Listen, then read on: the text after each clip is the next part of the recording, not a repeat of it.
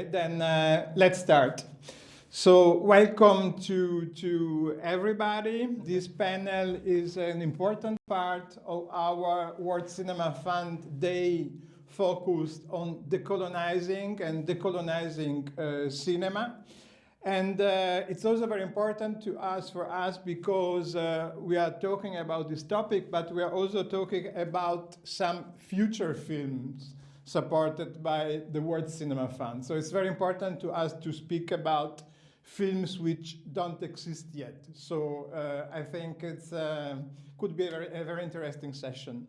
So we are definitely not the first talking about decolonization and decolonizing cinema, about decolonizing and decolonized efforts.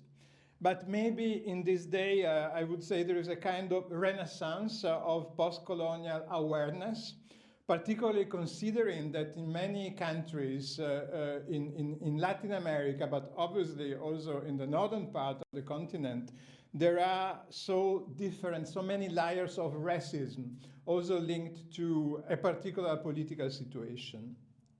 I would say talking about decolonization and decolonizing efforts is also a lot about talking about contradictions. So everything is about contradictions. Everything is about ambiguity.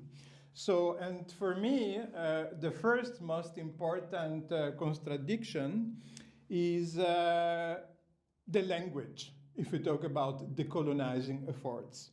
Because you live in a country called with a contradictory name Latin America, which completely ignore the formal cultural identity of the continent. Even worse for me, Continente Iberoamericano, which puts together the colonial time in the strongest way, Continente Iberoamericano or Iberoamerica. Many people talk about Ibero-American cinema, so particularly in Spanish, which is for me pretty strange. So could we talk about decolonizing efforts if everybody, more or less, in the northern part of the continent, and even more in the southern part of the continent, everybody speaks the language of the colonizers? I would be happy to start. Yes. Mari Lamien, good morning, everybody. Thank you so much for the invitation. I would say acknowledging that we are in a territory that has been occupied is the first step, and that there are knowledges expressed in those languages that exist in the whole continent. So there's not a singularity. English just can't switch, or Spanish just can't be replaced by another language. We have to acknowledge that just like countries are pushing to be multi-ethnic, plurinational countries, I think we also have to think about our territories as multilingual and plurivocal, right? So I think embracing the vernacular, and I think Latin American cinema, or the cinema of Abya-Yala, the continent, I think we're doing that when we make cinema in our own versions. I mean, Spanish didn't pass seamlessly from Europe to the Americas. It's spoken radically differently in the Caribbean, across the country. In Chile, where I'm from, it's almost unintelligible for some people. So I think embracing the vernacular is one thing, but also exploring cinema in other languages that are not the colonial languages of the America. I'm particularly interested in that. Nelson, if I understand well, maybe, or I'm convinced that language is a very important element of your cinema. And if we talk about the Caribbean is the highest level of métissage. So what do you think about this topic? So living and working with the language of the colonizers. Well, the thing is, I don't know another one. Especially in the Caribbean, I think like French Caribbean and the Deutsch Caribbean were able to create a Creole, no, a patois. But yeah, I mean, if you see the Creole in Haiti, you will find that also there will be a lot of words in Spanish. So I think like what is more interesting for me, because and maybe for the Caribbean thinkers, of course, is that the fact that we do not have any sense of, I mean, the indigenous population was, there was a genocide, there was nothing else. I think like the language, what it's behind that in my words, in my own way of speaking Spanish, is like an invisible resistance that I will be there.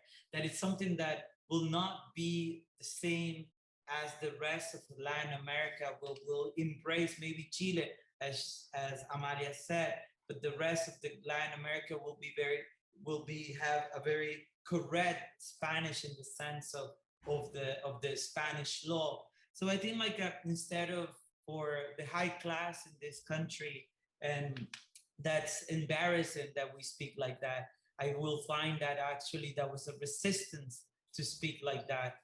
And being and having this, the métissage will have this dialogue within itself of being the oppressor and the oppressed at the same time. And that is something very particular that happened in the Caribbean, that it doesn't matter if you are light skin or dark skin, you do have this contradiction within yourself. And I don't think that, I mean, I feel kind of uncomfortable to call white people in Latin America, which is an invention and race, especially from the Anglo-Americans. I mean, white could be something that is a color that you can see in the skin, but at the same time, it's a cultural and political term. And I think we need to avoid to think that we are white or we are, you know, I think like these rules, these things are very, actually Latino itself, as Amalia could say, it was also an invention of the United States in the way that we see yourself. También para ti, para tus películas, los idiomas son esencial porque en tu película se habla idiomas indígenas, se habla guaraní, que es, bueno, en Paraguay es un idioma oficial del país. Pero bueno, tú siempre utilizaste el guaraní en tu cinema, puedes imaginar tus películas hablando solamente español. Sería imposible. Me costaría mucho. Es igual como un cine de una clase social media alta o alta, de hablar solamente español. A mí me costaría un poco pensar algo solamente en español. Nuestra lengua oficial son el español y el guaraní, y además en Paraguay los chistes son en guaraní, los comerciales son en guaraní. Cuando queremos expresar algo sentido profundamente, solamente encontramos la terminología desde el guaraní. Entonces está muy arraigado en nosotros, aunque somos parte de una población que no quiere ser indígena, que es indígena, que habla una lengua indígena, pero que no quiere ser indígena. Eso también nos pasa. Entonces es bastante complejo. Y por otro lado, hay toda una población indígena que tampoco quiere ser paraguaya, que es algo que de alguna manera me encanta que sea así. Nos llaman los paraguayos, toman una distancia de nosotros y nos movemos así, y es la manera en la que nos podemos entender. Pero nuestra relación con el mundo indígena no es tan lejana, no solo por la lengua, sino por la geografía del país, y también porque el 85% de la población paraguaya tiene sangre indígena. Entonces, no es tan lejana, aunque existe como un deseo de la población, sobre todo de clase media a media alta, asuncena, una suerte de ayorno de decir, tengo algún familiar europeo y bueno, en algún momento dejé de ser tan criolla, digamos. Pero la mayoría somos una mezcla de españoles indígenas o de españoles negros e indígenas. Well, thank you very much, Paz. And Davi, what about your cinema and the languages? Your cinema is a lot about different classes. So, and particularly if you consider the historical development of the population in your country, and particularly in your region. So what about the language? Well, first of all, thank you for the invitation and the chance to share my opinions. First I have to, before talking about the language itself and my work, I have to say that it's quite difficult to talk about this topic for me without, you know, without thinking about the racial inequality and you know, the slavery period in Brazil. I have to say that I totally disagree with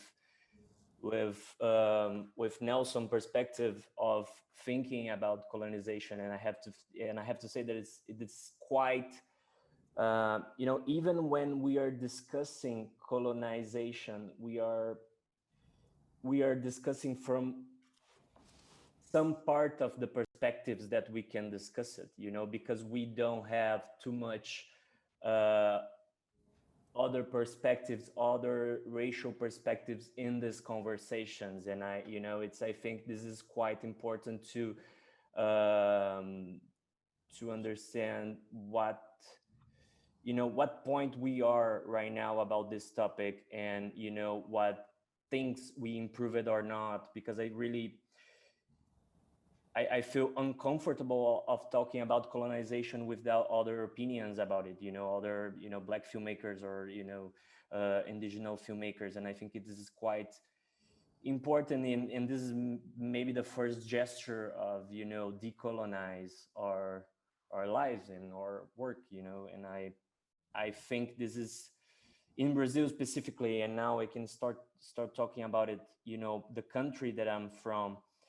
Brazil is a country that more than half of the population is Black, you know. And if we see the numbers of filmmakers in Brazil, you know, 90%, 95%, maybe more, are white.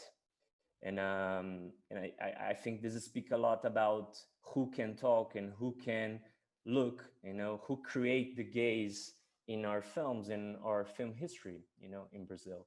I don't know, I cannot talk about other countries, you know, because even in Brazil, it's quite difficult to talk about it. But I think this is the first signal, you know, that we have to be careful. And well, about my work, what I was trying to do, especially in the recently, you know, is to create an arena, you know, an arena of dispute. 2017, I met Igor Verde, who is a Black writer from Rio de Janeiro, a different city. I live in the south, he lives in Rio. You know, we have very different experiences of colonialism in our lives, you know. And in our projects, you know, we wrote together a few feature films that we are trying to finance until now. Casa no Campo is one of them. And in our films, we are trying to put together, you know, to create that arena in our writing process, you know, to put together different perspectives and, you know, and different memories and different heritages. And I think this is the things that I'm interested right now. And I think in my previous films, I was trying to do something similar, specifically when in Rifle, for instance, I went to the deep south of my state in Rio Grande do Sul, near of Uruguay, to make a film only with non-professional actors from this region, you know, from the deep countryside, and, you know, to create with them a film and to create with them a script that, of course, I wrote before, but it's, you know, to create something together. And it's pretty much a film about language, you know, because when we premiered our film in Brasilia, I remember in the center of Brazil, basically the first reaction was, you know, the audience saying, we don't understand their Portuguese, you know.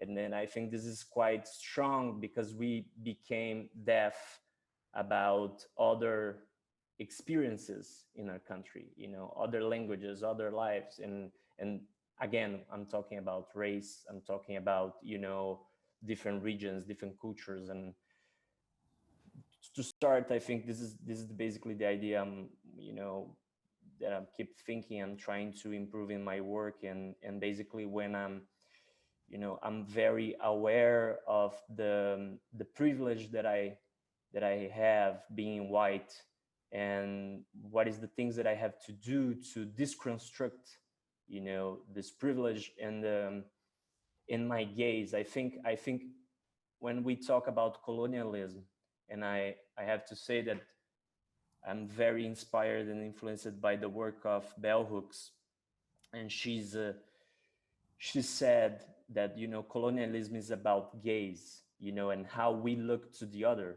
you know, and this meaning of how we portray the other, and how we create this line, you know, between us and the other, and how we can become the other also. So I think that we have to deconstruct our gaze and deconstruct our, you know, not only integrate, but deconstruct the way that our system works, I have to say. Yeah.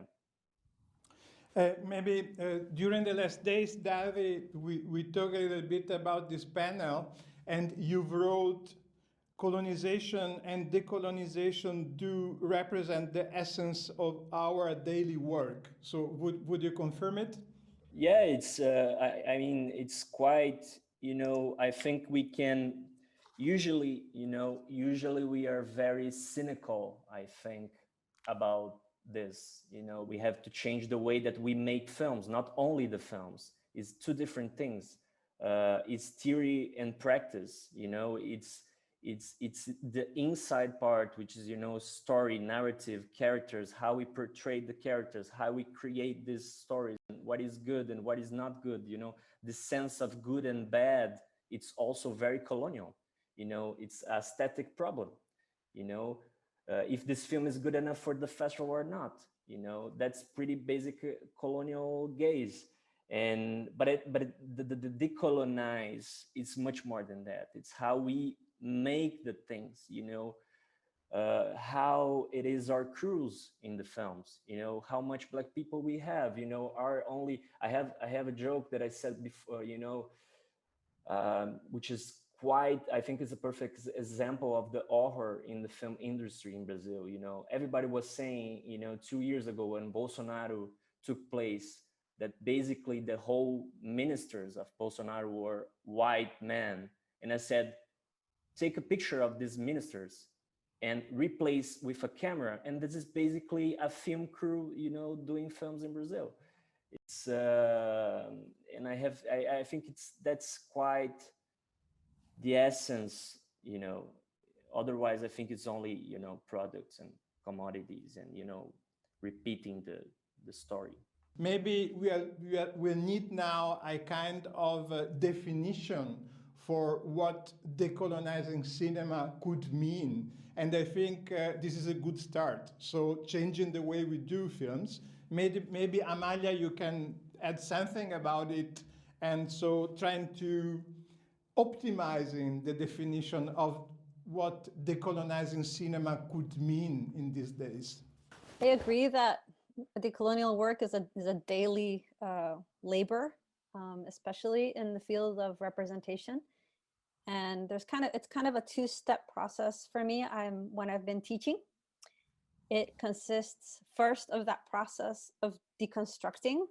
I've taught indigenous film, and my first class is a questioning of everything you think you know about indigenous peoples. Alleged genocide, alleged elimination of whole populations, images that you get, questioning where you're getting your images of indigeneity. Are you getting them from the news in terms of like people in poverty and in need? Are you getting them from cinema and the Western that has propagated a very distinct stereotype of indigeneity? And I think there's versions of that in all of our countries, right? From structuring absence all the way to a stereotype of a villain or an enemy, right? So it's kind of one step is to just question the existing images where they came from, and then kind of set them aside and be able to be open up that space for the ingestion of new images, to be exposed to new images. And in indigenous cinema, there's a different form of script writing. There's a lot of orality. You don't necessarily have a final script ever. It's a problem in terms of garnering funding for this kind of work, because the process is different in creation, right? And a lot of it is co-creation, collective direction. So in that sense, cinema lends itself very well to decolonizing because it's already a collective experience, right?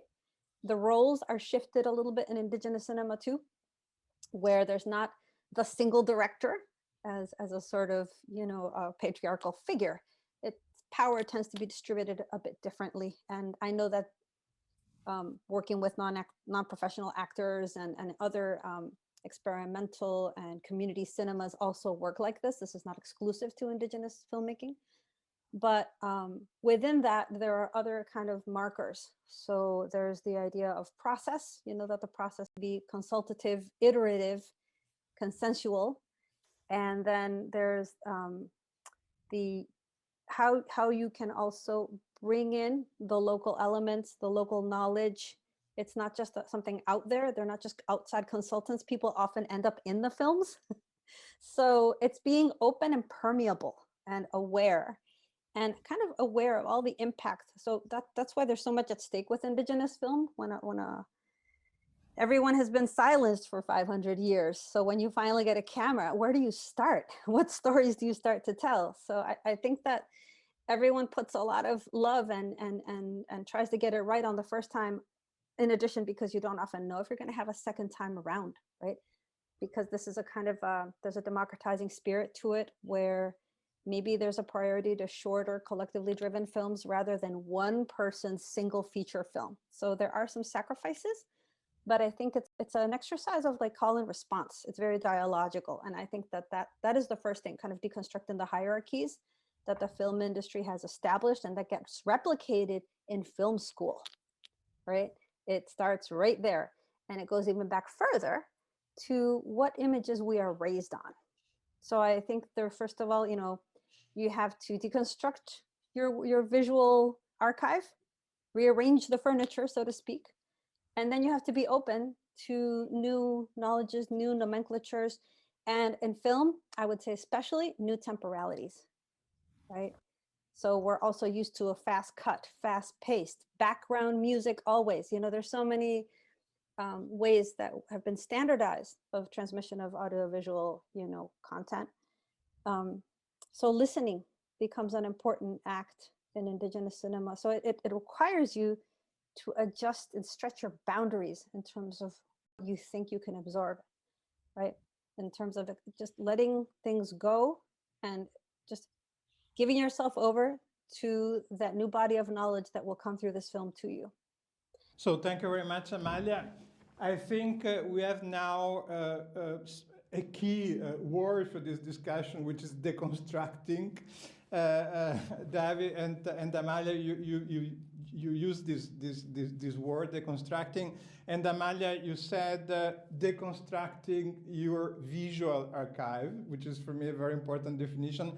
And I would add deconstructing your own visual archive. So how we relate ourselves with our visual archive. So I think maybe it could be a very interesting question for Nelson and also Paz, because somehow, considering your work, you are deconstructing the traditional vision of the conventional filmmaking, and in your case, it has a lot to do also with editing. Because, for example, Paz, if I think about your cinema, your films, and particularly your project you're working on, so a kind of, it's not about a real chronological narration. So there are very different layers of narration. So maybe you can talk a little bit about it. Es complejo para mí esto, porque pienso mucho que uno trata de deconstruir un lenguaje que se nos es dado, que yo fui alfabetizada cinematográficamente con un cine norteamericano. Y eso en algún punto quedó como una estructura. Y por otro lado, tampoco me quiero olvidar que estamos muy tomados por la historia del cine, y la primera película de la historia del cine es La mirada del patrón. La primera película de la historia del cine son los obreros saliendo de la fábrica. Probablemente alguno de los Lumière habrá dicho ahora, y tuvieron que salir. Y eso ya determina una situación de poder, una colonización también, que es algo a lo que hoy podemos llamar globalización también. Yo trato de saber cómo yo miro, cómo yo respiro, cómo yo escucho, cómo yo camino, y hacer un cine en relación a eso. Pero me es muy difícil, porque enseguida me dicen, es experimental. No es experimental, es que yo soy paraguaya, y mis tiempos son otros, y mi forma de ser es otra, y mi forma de caminar es otra. Nací en el 71 en una dictadura, viví 20 años en un sistema dictatorial. Por supuesto, eso me determina enormemente. Vengo además de una población no sé, de un país, me cuesta decir un país, pero de un país en el que existen 19 etnias indígenas y donde se habla una lengua indígena. Entonces, ¿cómo puedo yo responder a un lenguaje donde no me reconozco, a un tiempo donde no me reconozco? Yo nazco esperando que se termine una dictadura que duró 35 años, y eso me determinó temporalmente. Claro que me determina temporalmente, pero por supuesto me hizo esperar eternamente algo que por suerte yo lo vi. He conocido mucha gente que ya no la vio. En 35 años mucha gente se muere. Y entonces eso temporalmente me determina, y además estoy condicionada por una lengua que maneja los tiempos de otra manera, como es el guaraní. No maneja el tiempo que manejamos dentro, digamos, como de una población más occidental. Y entonces yo trato de responder a lo que yo soy. Trato de reconocerme en lo que hago, que para mí eso es un compromiso muy grande. Y sobre todo contar lo que yo conozco, lo que yo sé. Pero eso me lleva siempre como a un conflicto en el que escucho permanentemente, pero haces un cine más experimental, o lo que haces es como para museos. Y yo digo, ¿qué me dicen? No, me lleva como a un conflicto como de que yo tengo que responder a una alfabetización ya establecida, y que si no filmo un plano general, un plano medio y un primer plano, estoy haciendo algo mal. Y yo no siento que sea así. Porque cuando yo me acuerdo, hice un corto experimental, el de Hamaca Paraguaya, que hice 5 años antes que el largometraje. Lo primero que yo sentí cuando vi ese cortometraje fue, es así, así yo miro. Claro, Así yo pienso. claro. Y eso fue maravilloso para mí, poder mirar y decir, sí, es así. Pero estoy siempre en un conflicto en ese sentido cuando muestro mis películas, porque para mí es un tiempo orgánico. Claro. A mí ese tiempo me es orgánico. Que además conozco literatura que es así. También uno lee Borges, y Borges se va por el tiempo, que es, Joyce lo hace, y eso existe, pero en el cine es como que estamos así, como enmarcados, vuelvo a decir la La palabra, pantalla. en una alfabetización. Y eso sí, siento que es un error, porque finalmente entonces solo todo lo que es igual es comercializable. Y no siento que tenga que ser así, porque entonces estamos regidos de vuelta por un capital, y ahí estamos en un problema. Y ahí vuelvo a la historia, a la primera película de la historia del cine, los obreros saliendo de la fábrica. Me parece que hay que deconstruir algo mucho más fuerte también. and I went to the same school, very Western city, which is Buenos Aires. Brazil, Argentina, they represent Latin America, right? We have to be behind them. And let me tell you something, like since very beginning, I have a doubt. Like I didn't know that I really like sound and images. It's something that I really enjoy. I love to produce that. But I was having a lot of problems when I have to see a lot of films that I don't like very much. I don't get it. I don't even get this conversation that I have to be quiet to wait for another person. It's not my natural way of speaking, right?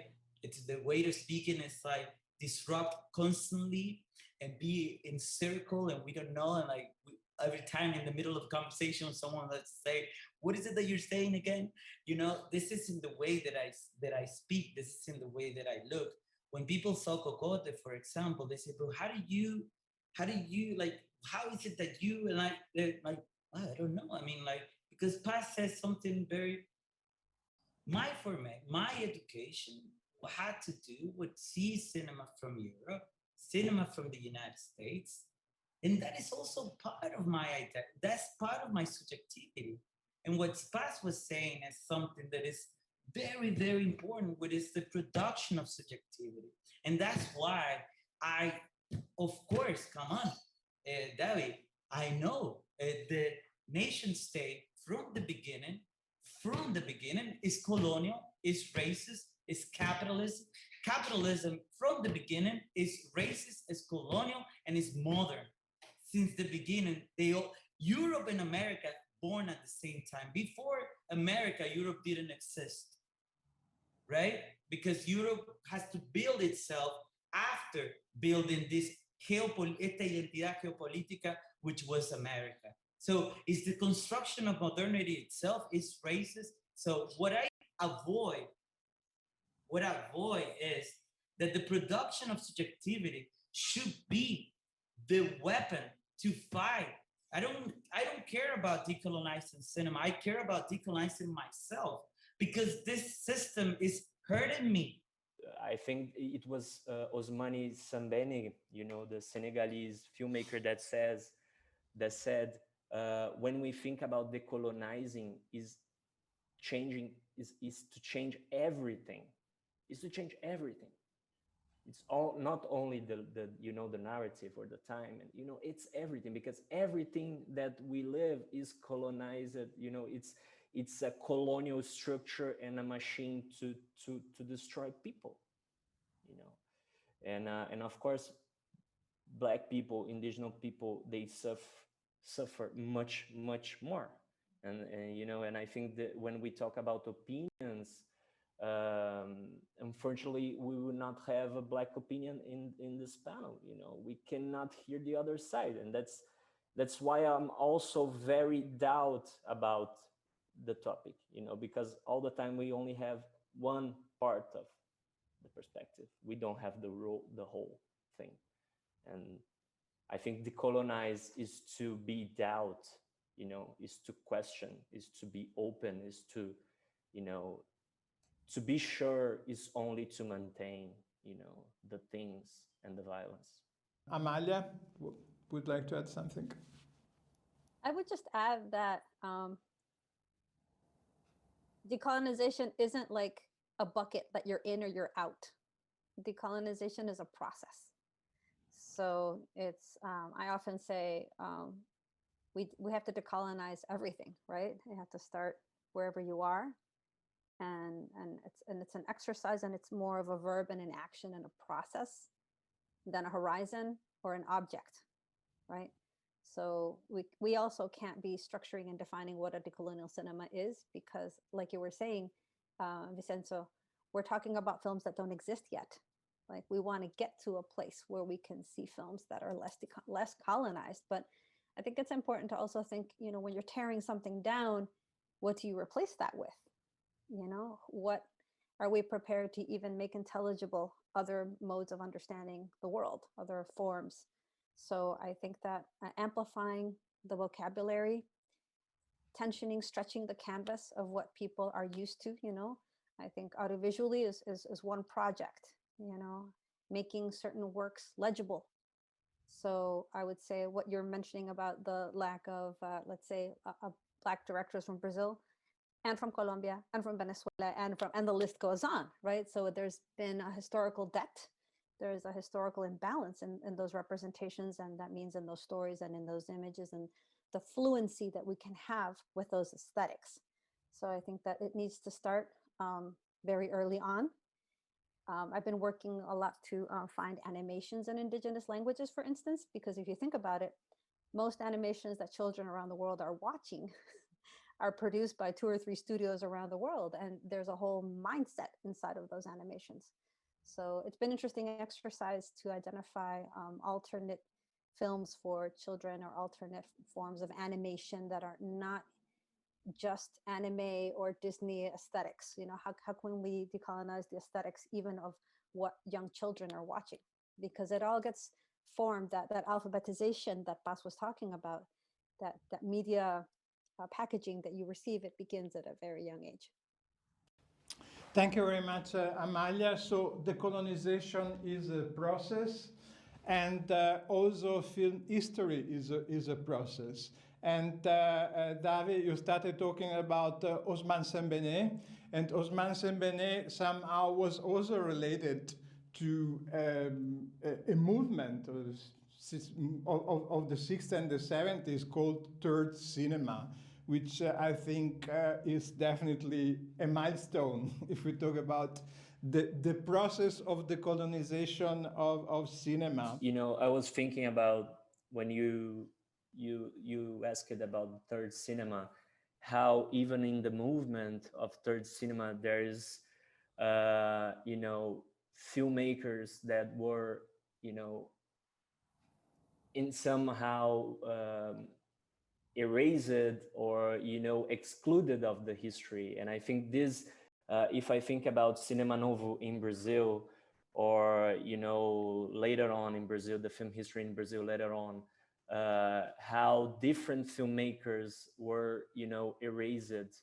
from our history. There is like especially one very important actor and also director with Zózimo Bubu, a Black filmmaker from the 60s and the 70s. He was a protagonist in many films from Glauber Rocha and different directors in Cinema Novo.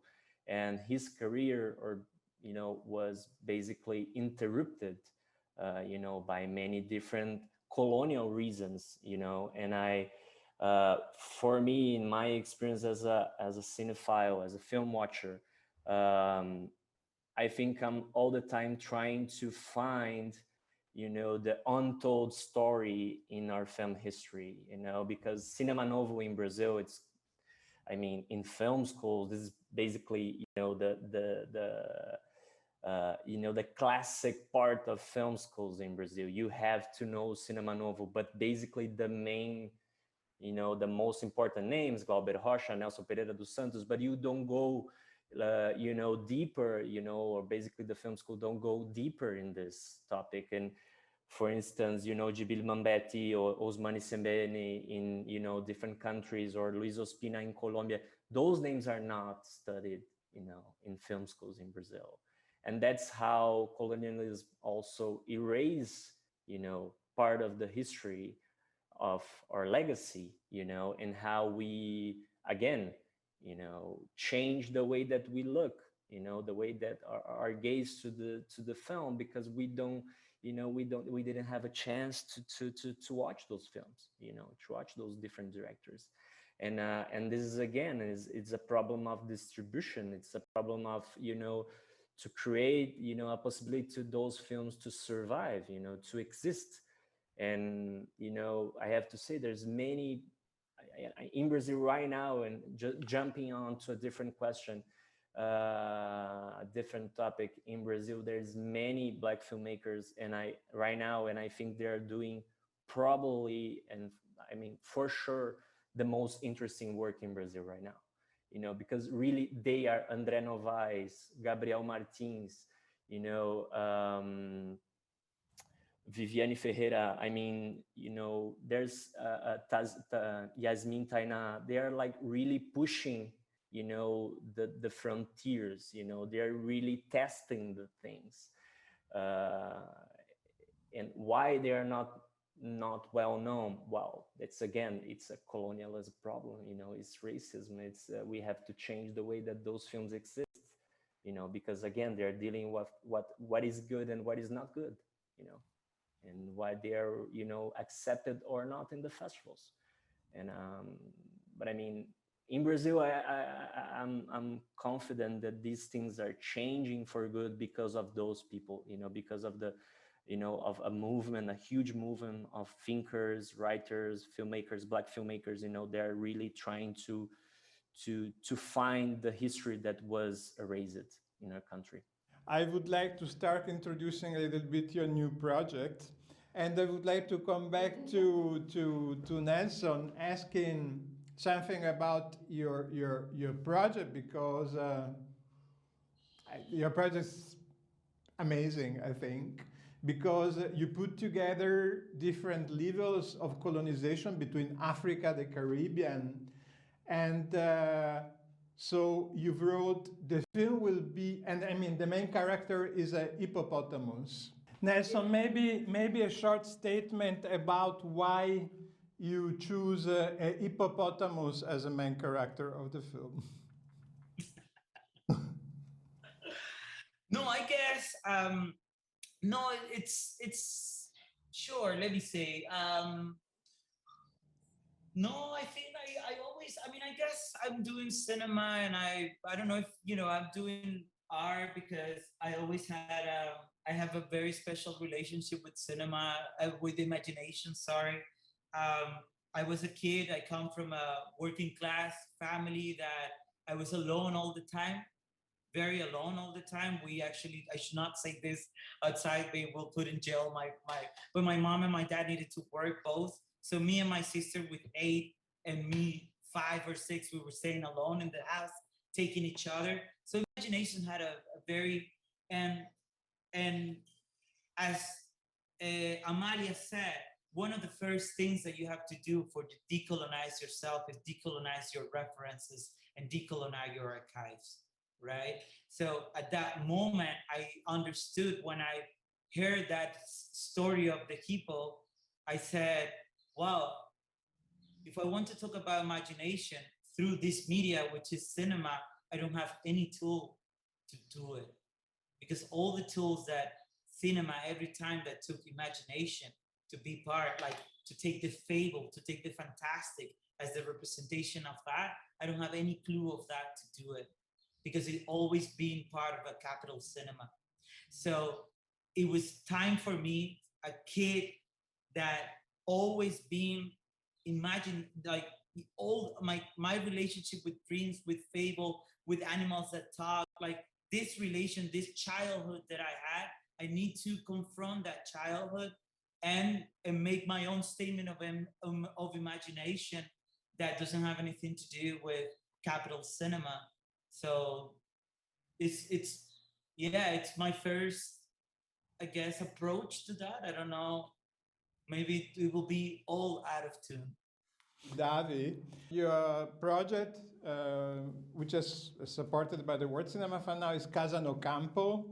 You wrote about this, so it's about blood and history, about history and heritage.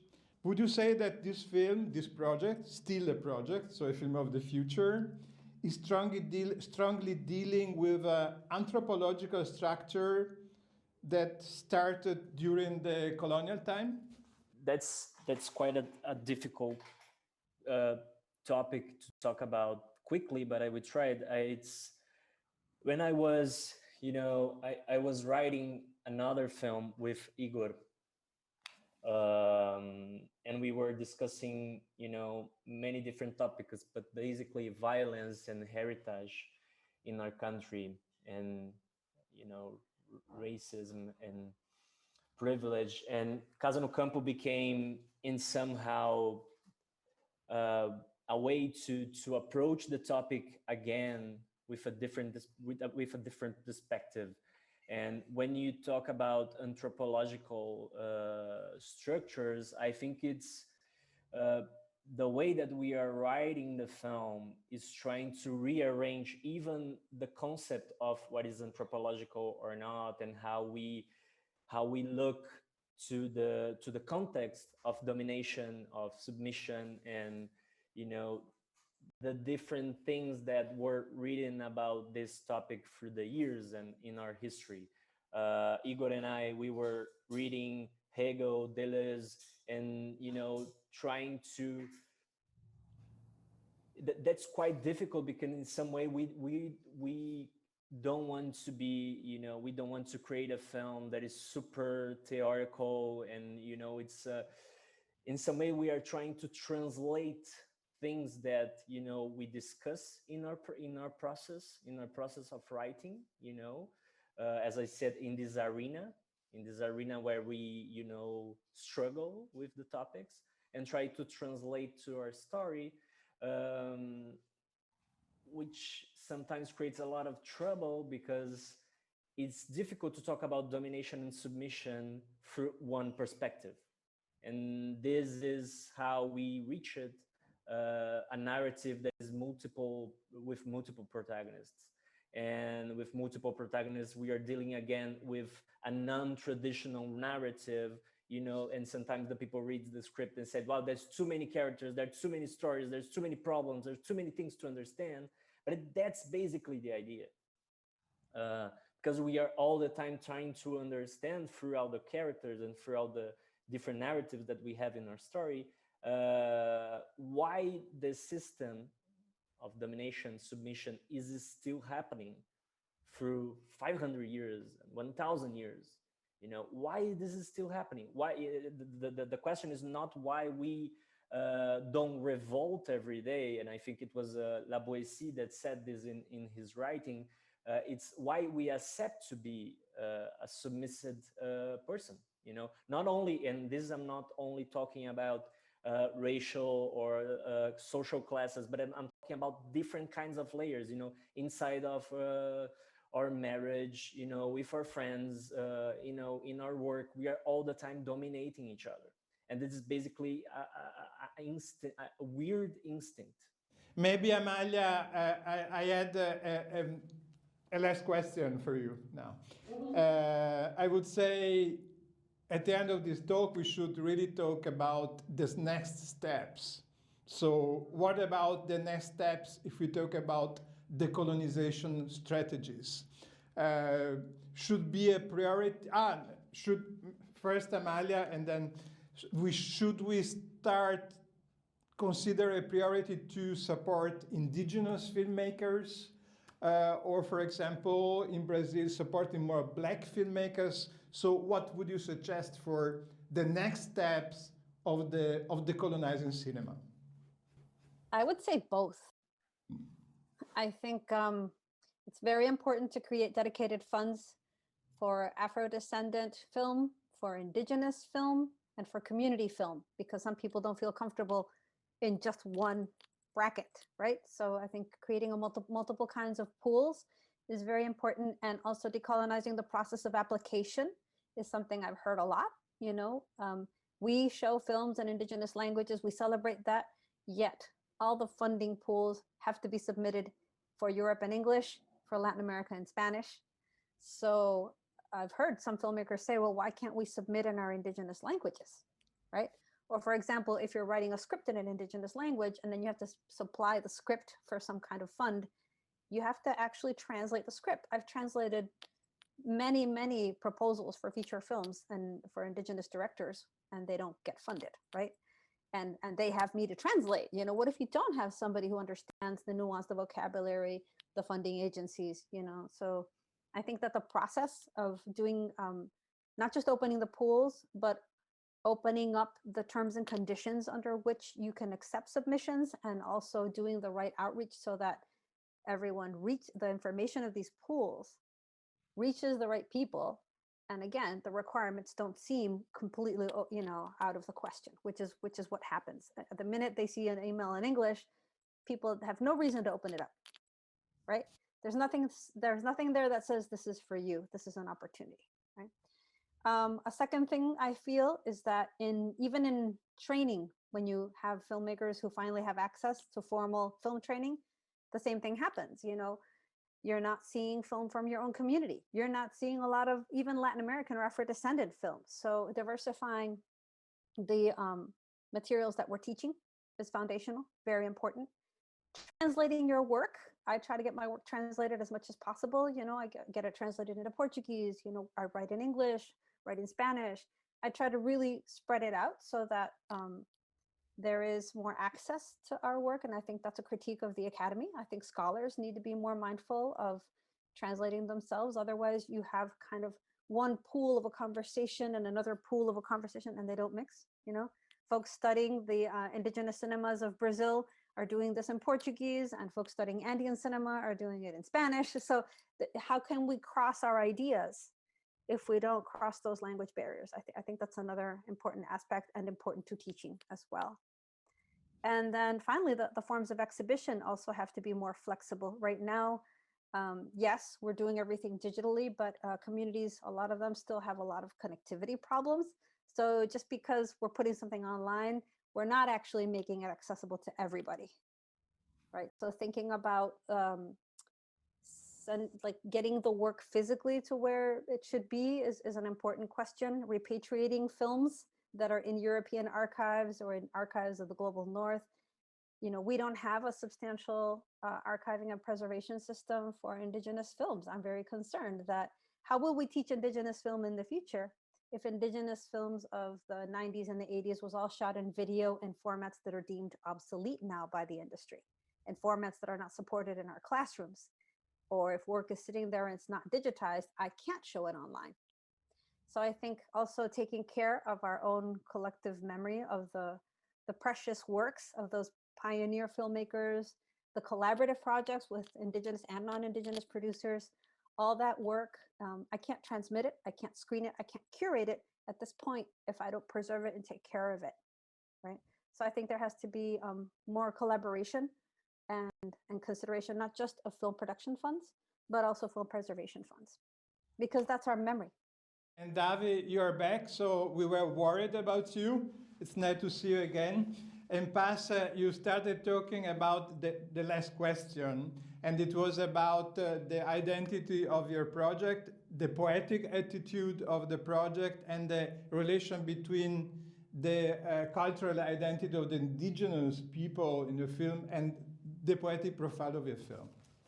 Me hice muchas veces la pregunta, no es que me desagrade que me digan que hay una poética, me gusta, es algo con lo que me siento bien, pero me pregunté mucho por qué me dicen, por qué termino filmando de esa manera.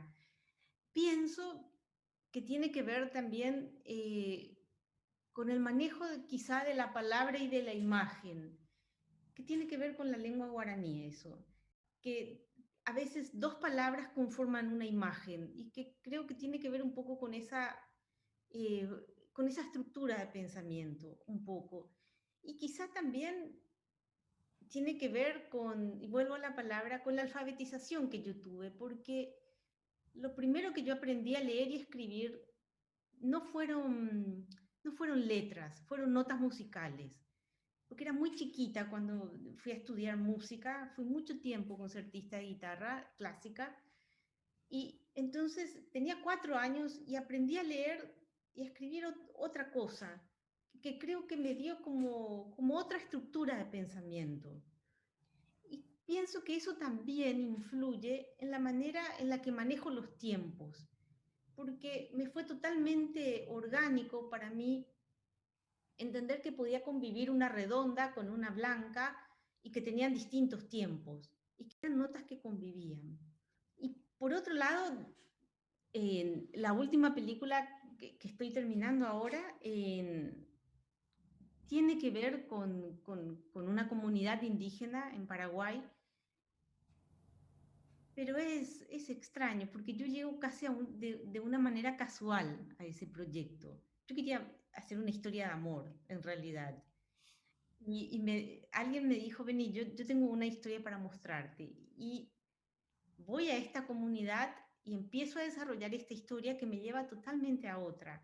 Y en realidad me lleva totalmente a otra, me lleva o yo me dejo llevar o me llevo yo a mí misma, es algo que no puedo discernir, porque termino haciendo una película sobre algo que hablo en todas las películas que hago, que es sobre la separación, sobre las relaciones de padres e hijos, sobre los exilios, sobre los excluidos, con la diferencia de que en esta película yo estuve en los dos lados. Estuve en el lado del excluido, pero estaba también en el lado del que excluía. Es también así, un poco. Que fue algo que para mí significó como un proceso, porque yo armo un plan de rodaje y la comunidad, los Totobiegosode, me dicen, no, vamos a filmar como nosotros sabemos hacer las cosas. Ok, entremos a este juego, pero entremos con nuestras reglas. Y entonces fue como un caminar de a dos. Y de alguna manera me llevó a contar una historia que es universal, que es la historia del opresor y del oprimido, que es la historia de los más fuertes y los más débiles.